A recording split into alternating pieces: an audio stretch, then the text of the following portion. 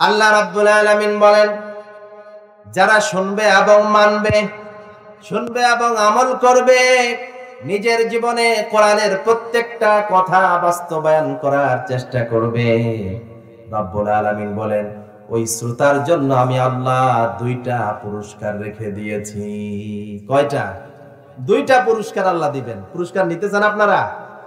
ওই ধরনের শ্রোতা হলে আমরা দুইটা কি পাবো? পুরস্কার পাবো। রাব্বুল আলামিন বলেন চমৎকার পুরস্কার, শুনেন। পুরস্কার ছাড়া আমরা কেউ যাব ইনশাআল্লাহ। সাউন্ডটা একটু ঠিক করেন, বেশি গেল। রাব্বুল আলামিন বলেন এক নাম্বার পুরস্কার, উলাইকাল্লাযীনা হাদাহুমুল্লাহু ওয়া উলাইকা হুম উলুল আলবাব। সুবহানাল্লাহ। আল্লাহ পাক বলেন উলাইকাল্লাযীনা হাদাহুমুল্লাহ। আমরা ওয়াজ মাহফিলের আয়োজন করি কি হেদায়েতের জন্য নাকি সমাজ নষ্ট হওয়ার জন্য? ঠিক কিনা বলেন? এক নম্বর উদ্দেশ্য কি? হেদায়েত। আল্লাহ পাক বলেন যারা মনোযোগ দিয়ে আমার এই কোরআনের আলোচনা শুনবে, যারা মুফাসসিরদের কথাগুলো শুনবে, আল্লাহ রাসূলের কথা শুনবে, তাদের এক নাম্বার পুরস্কার হাদাহুমুল্লাহ, আল্লাহ তাআলা তাদেরকে হেদায়েত দিয়ে দিবেন। সুবহানাল্লাহ। একজন ইমানদারের জীবনে হেদায়েতের চাইতে আর বড় কিছু হতে পারে? যে হেদায়েত পেয়ে যায়, ওই হেদায়েতের পথ ধরে কোথায় যাবে? আল্লাহর জান্নাতে যাবে। সুবহানাল্লাহ। রাব্বুল আলামিন বলেন যারা মনোযোগ দিয়ে কথা শুনবে আর মানবে, এক নাম্বার পুরস্কার হাদাহুমুল্লাহ, আল্লাহ পাক তাদেরকে হেদায়েত নসিব করে দিবেন, জান্নাতের পথ তার কপালে জুটে যাবে। আর দুই নাম্বার পুরস্কার হলো ওয়া উলাইকা হুম উলুল আলবাব। আল্লাহ ওই বান্দাগুলোকে আল্লাহ পাক বলছেন উলুল আলবাব, এরাই হচ্ছে প্রকৃত জ্ঞানী, এরাই হচ্ছে প্রকৃত বুদ্ধিমান, এরাই হচ্ছে প্রকৃত চালাক, এরাই হচ্ছে বিচক্ষণ। সুবহানাল্লাহ। বলেন আজকের এই মাহফিলে যারা লুকিয়ে থাকবে, বিভিন্ন জায়গায় অলসতা করে সময় কাটাবে, তারা চালাক না মনোযোগ দিয়ে যারা আজকে আলোচনা শুনবে তারা চালাক? যদিও তারা আমাদেরকে বোকা মনে করবে যে ওদের কাজ নাই, বসে আছে। আমরা অনেক ব্যস্ত, ঠিক কিনা বলেন? আমাদের অনেক কাজ, কোরআনের আলোচনা শোনার সময় না। তাহলে আমরা কি প্রথম শ্রেণীর শ্রোতা হতে চাই না দ্বিতীয় শ্রেণীর? ইনশাআল্লাহ আমরা যারা আসছি আর উঠবো বিনা প্রয়োজনে, আমরা কি আর উঠতে চাই না, মনোযোগ দিয়ে কথা শুনবো, ঠিক কিনা বলেন? এবার আসুন দ্বিতীয় শ্রেণীর শ্রোতা কারা? আল্লাহ পাক বলছেন, আল্লাহ রাব্বুল আলামিন বলেন ওয়া মিনহুম মান ইস্তামিউনা ইলাইকা হাত্তা ইযা খারাজু মিন ইনদিক ক্বালু লিল্লাযীনা উতুল ইলমা মাযা ক্বালা আনিফা। মুনাফিক যারা ছিল ওরাও আল্লাহ রাসূলের এই আলোচনা শুনতে যেত, ঠিক কিনা বলেন? এলাকাও কিছু শ্রোতা এমন আছে যারা মাহফিল শুনতে আসেন। আসে কি জন্য? যে আজকে বক্তা কি ভুল বলে, অথবা কোথা থেকে কি বক্তা ধরে আনছে দেখে কি আলোচনা করে, বক্তার ভুল ধরার জন্য, ঠিক কিনা বলেন? অথবা মাহফিল পরিচালনা কমিটির ভুল ধরার জন্য, অথবা আজকের এখানে কোনটা অসঙ্গতি ঘটলো সেটা দেখার জন্য। আল্লাহ রাব্বুল আলামিন বলেন ওয়ামিনহুম মান ইস্তামিউনা ইলাইক। নবী হে, কিছু শ্রোতা আছে যারা বাস্তবে দেখা যায়, প্রকাশ্যে দেখা যায়, মনোযোগ দিয়ে দাঁড়িয়ে দাঁড়িয়ে ওয়াজ শুনছে, আলোচনা শুনছে, কিন্তু আল্লাহ পাক বলেন না না, তাদের অন্তরে অন্যটা। তারা আলোচনা শোনার জন্য আসে নাই, আলোচনা বোঝার জন্য আসে নাই, আমল করার জন্য আসে নাই। আল্লাহ পাক বলেন হাত্তা ইযা খারাজু মিন ইনদিকা ক্বালু লিল্লাযীনা উতুল ইলমা মাযা ক্বালা আনিফা। নবী হে, আপনার আলোচনায় এসে তারা সবার সাথে মিশে যায়, মনোযোগ দিয়ে আলোচনা শুনে, কিন্তু যখন মাহফিল ভেঙে যায় আপনার মজলিস থেকে তারা দূরে চলে যায়। যাওয়ার পরে এবার তারা টিটকারি করে। জ্ঞানবান যারা আছে, কোরআনের ইলম দিয়ে যারা আলোচনা করেছে, নবী হে ওই জ্ঞানী মানুষদেরকে টিটকারি করে বলে মাদা ক্বালা আনিফা, কি জানি বললো একটু আগে, হুজুর জানি কি বললো একটু আগে, টিটকারি করে কি করে, হুজুর জানি সুদের বিরুদ্ধে কি বললো, ঘুষের বিরুদ্ধে মনে হয় কি বলেছে আজকে, দেখা যাক না, কি করে টিটকারি করে, কাদেরকে, জ্ঞানমানদেরকে। আরে মাইক ফাইলে হুজুররা কত কথা বলে, ঠিক কিনা, বলে কিনা এরকম, সব কথা কি আর তারা মানে? আচ্ছা হুজুরে মানছি কি মানে না, এটা কি আল্লাহ আমাদেরকে জিজ্ঞেস করবে? আমার কবরে আমি যাব, আমার জান্নাত আমি নিব, ঠিক কিনা বলেন? হুজুর আমল করুক কিংবা না করুক, আমি আমারটা গ্রহণ করব, ঠিক কিনা বলেন? আল্লাহ পাক বলেন, নবী হে, আপনার মজলিসে এসে কিছু মুনাফিক, তারাও আলোচনা শোনার ভান করে বসে যাবে, কিন্তু তাদের অন্তর হলো, তারা এখান থেকে বের হয়ে যাওয়ার পরে তারা টিটকারি করে আলেম ওলামাদেরকে বলবে মাজা ক্বালা আনিফা, একটু আগে কি বলছো বলো দেখি। তাদের কারো সেই কথা মনে থাকবে? আবার আল্লাহ পাক বলেন, ওয়া মিনহুম ইয়াসতামিউনা ইলাইকা আফা আনতা তুসমিউস সুম্মা ওয়ালাউ কানু লা ইয়াকিলুন।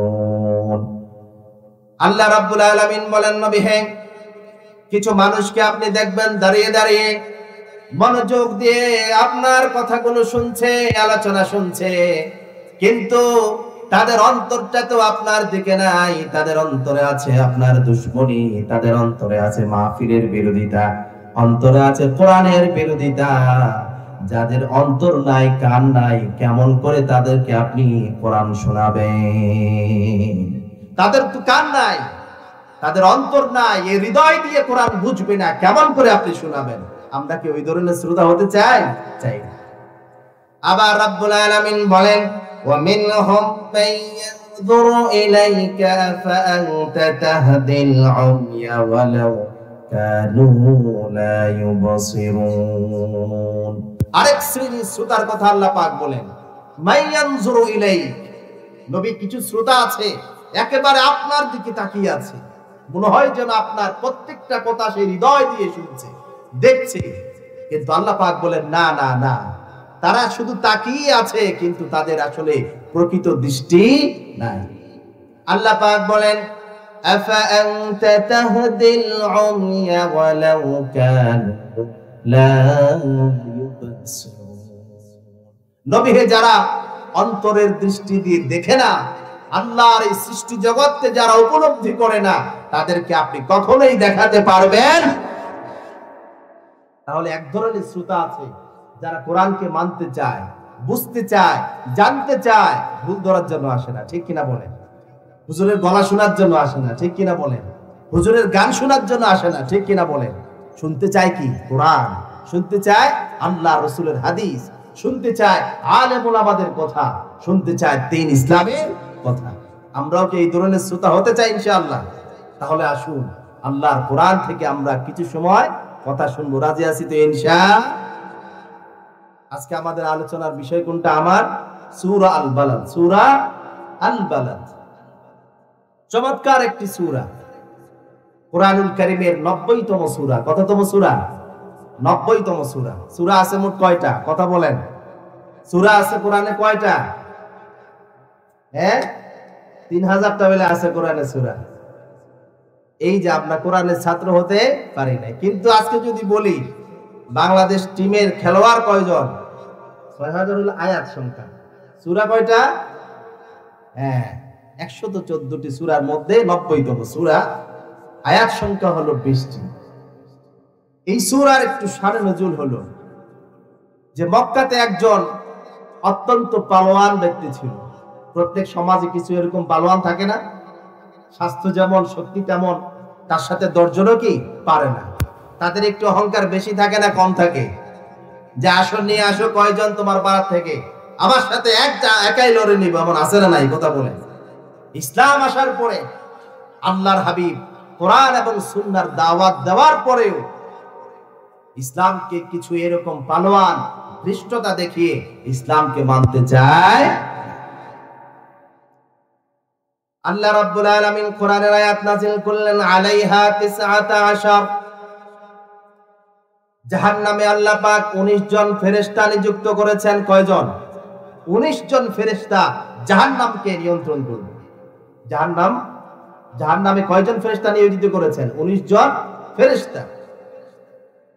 এই কথা যখন ওই আবুল আসাদ নামক ওই মক্কার ওই পালোয়ান কপাল পোড়া যে শুনলো, সে তখন বলা বলি করতে লাগলো যে জাহান্নামে 19 জন যে ফেরেশতা আল্লাহ তাআলা রাখছে, আমার যে শক্তি আছে, আমি একাই 19 জনকে লড়ে জাহান্নাম পাস করে জান্নাতে যেতে পারবো। নাউজুবিল্লাহ।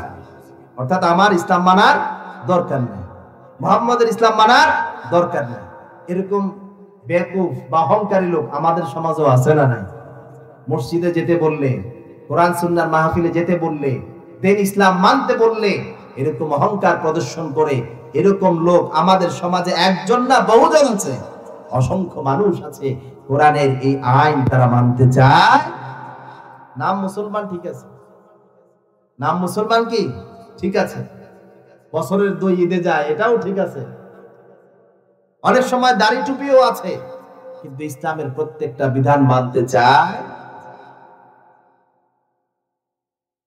এই আবুল আসাদ যখন এইভাবে দৃষ্টতা প্রদর্শন করলো, আল্লাহ রাব্বুল আলামিন বললেন, নবী হে, না আর এভাবে চলতে দেওয়া যায় না, আমি আর ধৈর্য ধারণ করতে পারবো না। আল্লাহ পাক বলেন, উকসিমু বিহাদাল বালাদি ওয়া আনতা হিল্লু বিহাদাল বালাদ। মানুষ যখন কোনো গুরুত্বপূর্ণ কথা বলে, মেজাজ যখন গরম হয়ে যায়, যখন তিনি কঠোর হন, তখন কসম করে, ঠিক কিনা বলেন? আল্লাহর কসম, তোকে আমি দেখে নিব, বলে কি বলে না? আল্লাহ পাক এবার বলছেন, তারা এতটা অহংকার করছে, নবী হে, আমি আপনার ওই শহরের কসম করছি যে শহরে আপনি জন্মগ্রহণ করেছেন। সুবহানাল্লাহ। উকসিমু বিহাদাল বালাদ, আমি এই শহরের কসম করছি। এই শহর মানে মক্কা শহর। কোন শহর? মক্কা শহর। পৃথিবীর সর্বপ্রথম যে শহরের জন্ম, সর্বপ্রথম যেখানে মাটি, ভূমি, সভ্যতা যেখান থেকে শুরু হয়েছে, ওই নগরের নাম কি? মক্কা নগরী। সুবহানাল্লাহ বলবেন না? পৃথিবীর সর্বপ্রথম সভ্যতা যেখান থেকে এই স্থলভাগ শুরু হয়েছে, যে নগরী প্রথম সভ্যতার চিহ্ন, প্রথম বাড়ি, প্রথম ঘর যেখানে, সেটাই হলো মক্কা। রাব্বুল আলামিন বলেন, লা উকসিমু বিহাদাল বালাদি ওয়া আনতা হিল্লু বিহাদাল বালাদ। নবী হে, এই পবিত্র মক্কা নগরীর কসম করলাম, আর পবিত্র মক্কা নগরীর কসম করে বলি, এই পবিত্র নগরীতে আমি আপনাকে, আমার হাবিবকে এখানে আমি পাঠিয়েছি। মক্কার কাফেররা, কুরাইশরা যতই চক্রান্ত করুক, আপনার জন্মভূমি থেকে তারা আপনাকে বিতাড়িত করতে পারবে না। ঠিক কিনা বলেন? তারা তো ইসলামের বিরোধিতা করতে করতে একটি পর্যায়ে মুহাম্মদ সাল্লাল্লাহু আলাইহি ওয়াসাল্লামকে হত্যা করতে কিংবা দেশান্তরিত করার জন্য প্রস্তুত হয়েছে। ঠিক কিনা বলেন? আল্লাহ পাক বললেন, নবী হে, আমি এই পৃথিবীর সৃষ্টিকর্তা, এই শহর হচ্ছে আমার, আমি বলছি আনতা হিল্লুম বিহাযাল বালাদ, পাসপোর্ট দেওয়ার মালিক হচ্ছে আমি, আরেকজন আপনাকে বের করবে কেমনে? ঠিক কিনা বলেন? নবী হে, আপনি এই শহরের বৈধ নাগরিক, কেউ আপনাকে বের করতে পারবে? আল্লাহ নবী সাল্লাল্লাহু আলাইহি ওয়াসাল্লাম মক্কা নগরী থেকে আল্লাহর নির্দেশে হিজরত করে বের হয়ে গিয়েছে। আল্লাহ পাক বলছেন, নবী হে, এই মক্কা নগরীতে আপনি হাজার গুণ ক্ষমতা নিয়ে অচিরেই অল্প কিছুদিনের ব্যবধানে আবার মক্কা নগরীতে আপনি প্রবেশ করবেন। এই মক্কা থেকে আপনাকে বাধা দেওয়ার দুনিয়াতে কেউ থাকবে না। পেরেছে কি বাধা দিতে? কয়দিন সময় লেগেছে? কয়েক বছরের ব্যবধানে মুহাম্মদুর রাসূলুল্লাহ সাল্লাল্লাহু আলাইহি ওয়াসাল্লাম সেই মক্কা নগরীতে বীর দর্পে আবার দখল করেছেন। ঠিক কিনা বলেন? তাহলে পাসপোর্ট দেয় কে? আল্লাহ না দুনিয়ার মানুষ? কত মানুষ বলেছে চলে যাও অমুক দেশে তমুক দেশে, আজকে তারাই চলে যেতে হয়েছে। ঠিক কিনা বলেন? কারণ জমিন হচ্ছে আল্লাহ, সেই জমিন থেকে কেউ কাউকে বের করে দিতে পারে। যেই জন্মভূমিতে আমি জন্মগ্রহণ করেছি সেটাই আমার জন্মস্থান। এখানে কারো বলার অধিকার নাই অমুক জায়গায় চলে যাও, তমুক জায়গায় চলে যাও। এরপরে আল্লাহ পাক কসম করেন, ওয়া ওয়ালিদি ওয়া মা ওয়ালাদা লাকাদ খালাকনাল ইনসানা ফি কাবাদ। প্রথমে আল্লাহ মক্কা নগরীর কসম করেছেন, এরপরে আবার দুটা জিনিসের কসম করেছেন। খেয়াল করে শুনুন, আল্লাহ পাক বলছেন ওয়া ওয়ালিদিন ওয়া মা ওয়ালাদ, পৃথিবীর সমস্ত পিতা এবং সন্তানের কসম করলাম। সুবহানাল্লাহ। আচ্ছা, আল্লাহ যে জিনিসের কসম করে ওই জিনিসের মর্যাদা কম না বেশি? তাহলে আল্লাহ যে কসম করলেন সমস্ত পিতা আর সমস্ত সন্তান, অর্থাৎ আদম আলাইহিস সালাম থেকে শুরু করে একেবারে কিয়ামত পর্যন্ত যত মানুষ আসবে বাবা হয়ে, যত মানুষ আসবে সন্তান হয়ে, সবার কসম করেছেন কে? আল্লাহ। তাহলে সমাজে বাবার দাম আছে না নাই? সন্তানের দাম আছে না নাই? কথা বলেন। আজকে মানুষ সন্তানের দাম, কথা কি ভুল বললাম? আজকে 5 লাখ টাকা একটা গরু বাজারে বিক্রি করতে যান, দাম কত? অনেক বেশি, ঠিক কিনা বলেন? একটা যদি কারো গরুর বাছুর হয় সে কি খুশি হয় না নারাজ হয়? খুশি হয়। কিন্তু মানুষের বাচ্চা হলে খুশি হয় না নারাজ হয়? কি বলেন, খুশি হয়? খুশি হয় না। 2টার বেশি বাচ্চা হলে তার মনটা কালো হয়ে যায়, ঠিক কিনা বলেন? বাচ্চা নিতে আমরা চাই না। গরুর বাছুর যত বেশি হয় এত মানুষ খুশি হয়। মানুষের বাচ্চা যদি একসাথে 2টা হয় মনটা কালো হয়ে যায়। কিন্তু আল্লাহ পাক বলছেন মানুষের দাম সবচাইতে বেশি, ঠিক কিনা বলেন? এজন্য আল্লাহ রাব্বুল আলামিন বলেন ওয়া ওয়ালিদি ওয়া মা ওয়ালাদ, নবী সমস্ত পিতা আর কিয়ামত পর্যন্ত যত মানুষ সন্তান হয়ে জন্মগ্রহণ করবে সবার কসম করলাম। তার কারণ হলো পরিবার গঠনের জন্য বাবা সন্তান ছাড়া কোনোদিন পরিবার গঠন হতে পারে না, ঠিক কিনা বলেন? বাবার সন্তান ছাড়া পরিবার হবে? পরিবার না হলে সমাজ হবে? সমাজ না হলে রাষ্ট্র হবে? রাষ্ট্র হবে। এই জন্য মানব সভ্যতাকে ধ্বংস করার জন্য, আজকে এই পরিবার প্রথাকে ভেঙে দেওয়ার জন্য, পরিবার প্রথাকে নষ্ট করে দেওয়ার জন্য দেশি বিদেশি আন্তর্জাতিক যন্ত্রাংশ আছে না নাই? এই যে যত এনজিও দেখছেন আপনারা, অধিকাংশের কাজ হলো ফ্যামিলি প্ল্যানিং। 6 মাসের কোর্স নেন, 1 বছরের কোর্স নেন, 2টা সন্তানের বেশি নয়, 3টার বেশি নয়, একটা হলে ভালো হয়, না হলে আরো ভালো হয়, এই স্লোগান আছে না নাই? কথা বলেন। আল্লাহ চায় তার বান্দাকে পৃথিবীতে প্রেরণ করার জন্য, মানব সভ্যতাকে কিয়ামত পর্যন্ত নিয়ে যাওয়ার জন্য, এই মানব সভ্যতার এই ধারাকে ধ্বংস করে দেওয়ার জন্য আন্তর্জাতিক চক্রান্ত শুরু। এটা আল্লাহ পাক জানতেন কি জানতেন না? সেই জন্যই আল্লাহ তাআলা কসম করেছেন ওয়ালিদি ওয়া মা ওয়ালাদ, দুনিয়ার মানুষ জানো তোমাদের কাছে বাবা সন্তানের দাম না থাকতে পারে, কিন্তু রব্বুল আলামিন আমার কাছে প্রত্যেকটা বাবার যেমন মর্যাদা আছে, সন্তান হিসেবে প্রত্যেকটা সন্তানের মর্যাদা কার কাছে? আল্লাহর কাছে। এজন্য বাবারাও সন্তানদেরকে মূল্যায়ন করার প্রয়োজন আছে না নাই? সন্তান না থাকলে কি আমি বাবা হতে পারতাম? না থাকলে কি কেউ সন্তান হয়ে জন্ম নিত না, ঠিক কিনা বলেন? এরপরে আল্লাহ পাক এই কসম করে 3টা কসম করছেন। কয়টা? একটা মক্কা নগরী, আরেকটা সমস্ত বাবা, আরেকটা সমস্ত সন্তানের। এই কসম করে আল্লাহ তাআলা কি বলতে চায় এটা কি শুনতে চান? আল্লাহ রাব্বুল আলামিন বলেন লাকাদ খালাকানাল ইনসানা ফি কাবাদ। 3টা কসম করে আল্লাহ রাব্বুল আলামিন দুনিয়ার সমস্ত মানুষদেরকে চরম বাস্তব একটি মেসেজ আল্লাহ পাক দিতে চান। আল্লাহ পাক বলেন দুনিয়ার সকল নারী পুরুষ, দুনিয়ার সকল জওয়ান বুড়া শুনে নাও, দুনিয়াতে যত মানুষ হয়ে জন্মগ্রহণ করবে আমি আল্লাহ মৃত্যু পর্যন্ত তার জীবনটাকে কষ্টের ভিতর দিয়ে পার করাবো। আল্লাহু আকবার বলেন। দুনিয়াতে কেউ কখনো শান্তিতে আছে? আল্লাহ তাআলা নিজে বলছেন লাকাদ খালাকনাল ইনসানা ফি কাবাদ, মানুষের জীবন আমি কষ্টের ভেতর দিয়ে নিব। অতএব মানুষ কষ্ট ছাড়া বাঁচতে পারে কেন? আল্লাহ পাক আগেই কষ্টের কথা বললেন। কেননা কষ্ট ছাড়া মিষ্টি পাওয়া যায়। সম্মানিত ভাইয়েরা আমার,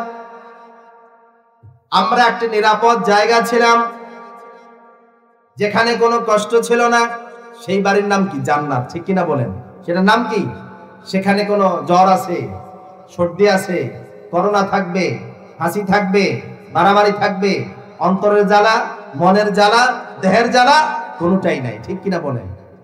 সেই জান্নাত থেকে আমরা যেদিন বিতাড়িত হয়েছি, সেই দিন থেকে আমাদের কষ্টের শুরু হয়েছে। আবার সেই কষ্ট লাঘব হবে কখন? যখন আবার আল্লাহর জান্নাতে যেতে পারবো, ঠিক কিনা বলেন? আল্লাহ রাব্বুল আলামিন এই কথাটাই দুনিয়ার মানুষদেরকে জানিয়ে দিতে চান। আল্লাহ পাক বলেন, লাকাদ খালাকানাল ইনসানা ফী কাবাদ।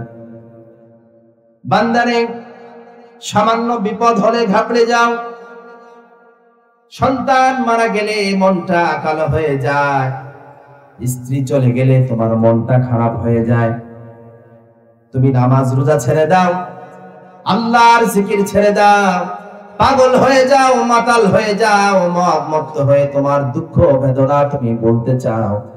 না রে বান্দা না, এত সহজে ভেঙে পড়লে চলবে না। তোমার তো গন্তব্য 2 বছর, 5 বছর, 40 বছর, 50 বছরের জীবনটা নয়। তোমার গন্তব্য হচ্ছে আল্লাহর জান্নাত, যেই জান্নাতে গেলেই তোমার দুনিয়ার সকল দুঃখ বেদনা লাঘব হবে। তার আগে কোনো মানুষ শান্তি পাবে না, ঠিক কিনা বলে? আমি সামান্য এক নারীর জন্য জীবন দিয়ে দিব, আমার জীবনের দুঃখ কি শেষ হয়ে যাবে? ঠিক কিনা বলেন? অনেক মানুষের কষ্টের চোটে কি বলে যে মরে যেতে মন চায়। আসলে মরে গেলে কি মানুষ কষ্ট থেকে বাঁচতে পারে, নাকি আরো কষ্ট শুরু হয়? আরো কষ্ট শুরু হয়, ঠিক কিনা বলেন? নাকি মারা গেলে কষ্ট শেষ? কবরের কষ্ট কি দুনিয়া থেকে কম না বেশি? যে কষ্টের কারণে আত্মহত্যা করে মারা যায়, তাকে যদি আবার জীবিত করা যেত, সে জীবনে আর আত্মহত্যা করতো? ঠিক কিনা বলেন? মরলেই শান্তি নাই, মরার পরে শান্তি নাই। শান্তি হলো আমি যদি আল্লাহর জান্নাতে যেতে পারি, ঠিক কিনা বলেন? আল্লাহ রাব্বুল আলামিন বলেন, বান্দারে, তোমাকে জন্ম দিতে গিয়ে তোমার মা চরম কষ্ট করেছে, তোমাকে লালন পালন করতে তোমার বাবা বছরের পর বছর মাথার ঘাম পা জড়াচ্ছে। তারপরে তোমার কর্মজীবন শুরু হয়েছে, তুমি কষ্টের মধ্যে দাবিত হয়েছো। পারিবারিক জীবন, সাংসারিক জীবন, কোন মানুষ সাংসারিক জীবনে কষ্ট পায় নাই, কেউ বুকে হাত দিয়ে কথা বলতে পারবে না, ঠিক কিনা বলেন? আবার যখন বৃদ্ধ হয়ে যায়, সন্তানগুলো কথা শোনে না, মনের কষ্ট বাবা ধরে রাখতে পারে না, ঠিক কিনা? বড় শখ করে আলেমের মেয়ে বিয়ে করেছে, তাও শান্তি নাই, ঠিক কিনা বলেন? কথা বলেন, ঠিক কিনা? বড় শখ করে শান্তির জন্য মাদ্রাসার ছাত্রী বিয়ে করেছে, তাও শান্তি নাই। কেননা শান্তি তো দুনিয়া পাওয়া যাবে, কষ্ট করতে হবে, ধৈর্য ধারণ করতে হবে। ধৈর্যের কথাই আল্লাহ পাক প্রথম বলেছে। কেননা ধৈর্য ছাড়া ফজর নামাজ পড়া যাবে? ধৈর্য ছাড়া ফজর নামাজ পড়া যাবে? মনটা চায় না আপনার যেতে, কিন্তু আপনাকে যেতে হবে যদি আপনি জান্নাতে যেতে চান। আল্লাহ পাক এরপরে বলেন, দুনিয়ার মানুষ কষ্ট করে করে ধন সম্পদের মালিক হয়, লক্ষ কোটি টাকার মালিক হয়, বাড়ি গাড়ির মালিক হয়ে যায়। বাড়ি গাড়ির মালিক হয়ে যাওয়ার পরে তার ছোটকালের কথা ভুলে যায় যে তার বাবা সামান্য একজন কৃষক ছিল। তার পরিশ্রমের কারণে আল্লাহ পাক তার উপরে দয়া করেছেন, মায়া করেছেন, রহমত দিয়েছেন। তারকে আল্লাহ রব্বুল আলামিন অল্প পরিশ্রমে কোটি টাকার মালিক বানিয়েছেন। বান্দা বলে যায়, এই টাকাগুলো আমার কষ্টের কারণে হয় নাই, বরং আমার মালিক উপরওয়ালা আল্লাহ রাব্বুল আলামিন আমাকে দয়া করে মায়া করে সম্পদ দিয়েছেন, এই জন্যই আমি সম্পদের মালিক হতে পেরেছি, ঠিক কিনা? কিন্তু মানুষ একটু সম্পদ দেখলে সব ভুলে যায়, ঠিক কিনা বলেন? মানুষকার মানুষ মনে করে, মসজিদ মাদ্রাসার ধারে না। একজন ওই দিন বলতেছে যে নুরানি মাদ্রাসার কথা, মাদ্রাসা এটা কয় টাকা আমাকে বলো, আমি কিনে নিব। আচ্ছা, মাদ্রাসা কি কিনার জিনিস? বিদেশ গিয়ে কয় টাকার মালিক হলে এই ধরনের কথা বলা যায়?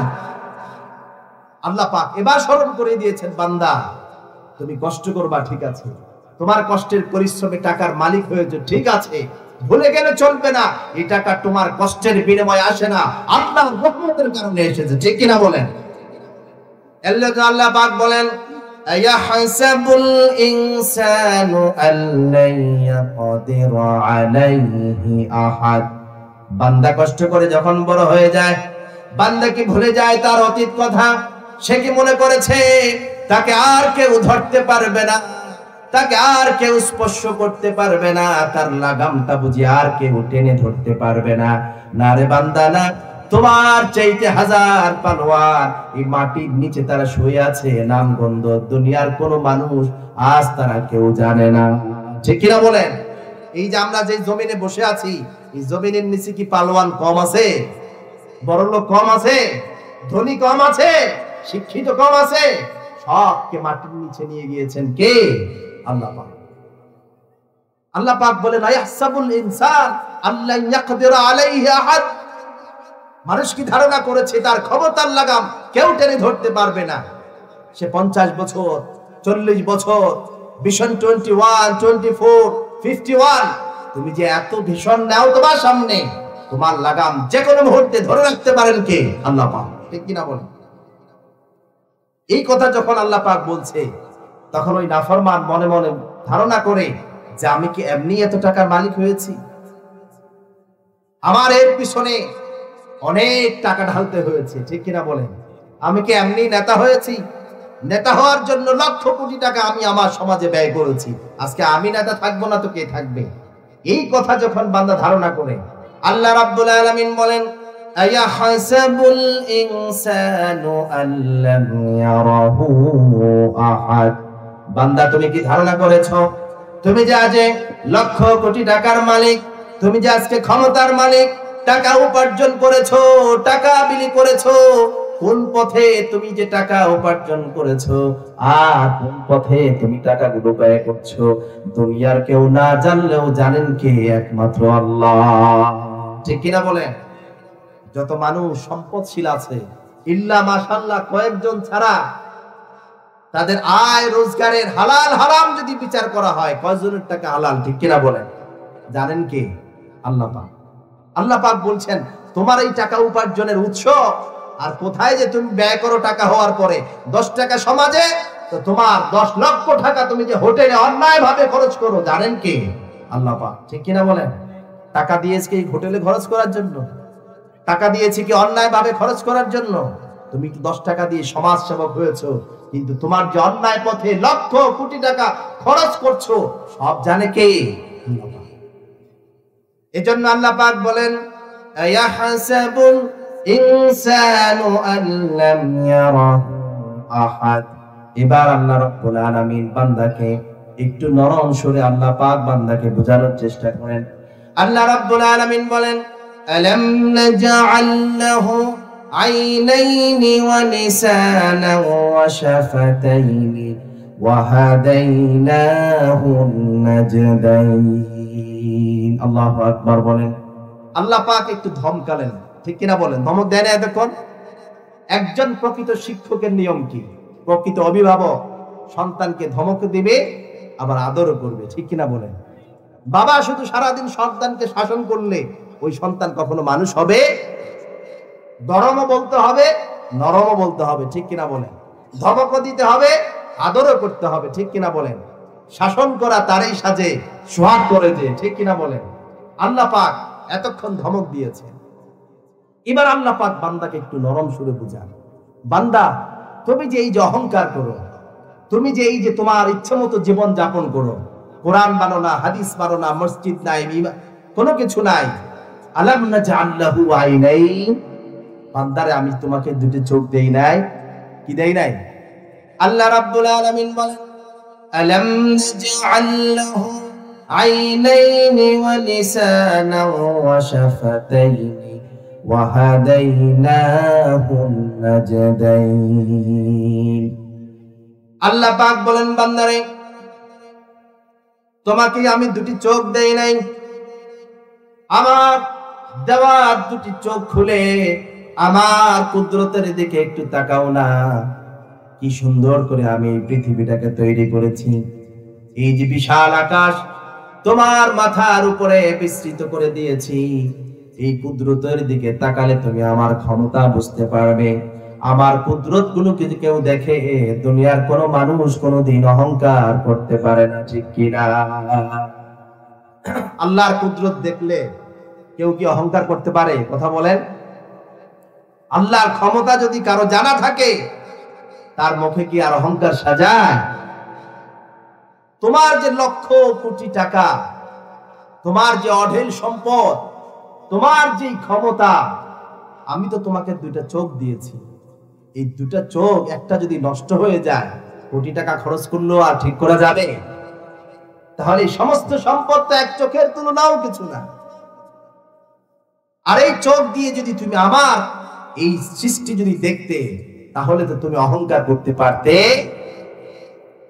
রাব্বুল আলামিন বলেন, ওয়ালিসানাও ওয়া শাফাতাইন, বান্দারে তোমাকে আমি জিহ্বা দেই নাই, দুটি ঠোঁট দেই নাই, যে দুটি জিহ্বা দিয়ে, যে ঠোঁট দিয়ে তুমি কথা বলো। যদি আমি তোমাকে জিহ্বা না দিতাম, ঠোঁট না দিতাম, তাহলে তুমি তোমার মনের দুঃখ, বেদনা, অহংকার কোনটাই দেখাতে পারতে না, ঠিক কিনা বলেন? জিহ্বা, এই যে জবান দিয়েছে আল্লাহ পাক, এর চাইতে বড় নেয়ামত আর কিছু আছে? এই যে আল্লাহ পাক দুটা ঠোঁট দিয়েছেন, একটা জিহ্বা দিয়েছেন, এত সুন্দর যে কথা বলতে পারি, দয়া কার, রহমত কার? আল্লাহ তাআলা। এরপরে আল্লাহ পাক বলেন, আমার চোখ দিয়ে আমার সৃষ্টি দেখলে তোমার হেদায়েতের জন্য যথেষ্ট ছিল, আমার এই ঠোঁট দিয়ে, আমার জিহ্বা দিয়ে আল্লাহর জিকির করলে তোমার নাজাতের জন্য যথেষ্ট ছিল। এখানে আমি তোমাকে ছেড়ে দেই নাই। আল্লাহ পাক বলেন, বান্দারে তোমার জান্নাতের পথকে সহজ করার জন্য আমি আল্লাহ রাব্বুল আলামিন তোমাকে জান্নাতের পথটা দেখিয়ে দিলাম, জাহান্নামের পথটা দেখিয়ে দিলাম। জান্নাতের পথ দিয়ে যদি তুমি চলো, তোমার জান্নাত, আল্লাহর জান্নাতে তুমি চলে যেতে পারবে, ঠিক কিনা? এমন কোন মানুষ আছে যে জান্নাতের পথ জানে না? আছে কেউ? কথা বলেন। প্রত্যেকটা মানুষ, তাদের কাছে স্পষ্ট কোনটা ভালো কোনটা খারাপ, ঠিক কিনা বলেন? কত লক্ষ আলোচনা প্রত্যেকদিন জুমায় আলেম উলামারা সারাদিন বলতেছে কিনা? বলতেছে। আল্লাহ পাক বলে, তোমাকে জান্নাতের পথও দেখিয়েছি, জাহান্নামের পথও আমি দেখিয়ে দিয়েছি। কিন্তু আল্লাহ পাক বলেন, কেন বান্দা জান্নাতের পথটা নিতে চায় না? আল্লাহ পাক বলেন, ফালাকাতা আমাল আকাবা, সবাই শুধু কষ্ট না করে আরাম আয়েশে ভোগ বিলাসে কিভাবে জীবন যাপন করতে চায়, এটাই চায়, ঠিক কিনা বলেন? কিন্তু কেউ দুর্গম গিরিপথ, জান্নাতে যাওয়ার কষ্টের পথ কেউ মারাতে চায়, ঠিক কিনা বলেন? জান্নাতের পথে গেলে হালাল বাঁচতে হবে, হারাম থেকে বেঁচে থাকতে হবে। এটা তো কঠিন কাজ, কঠিন কাজ না?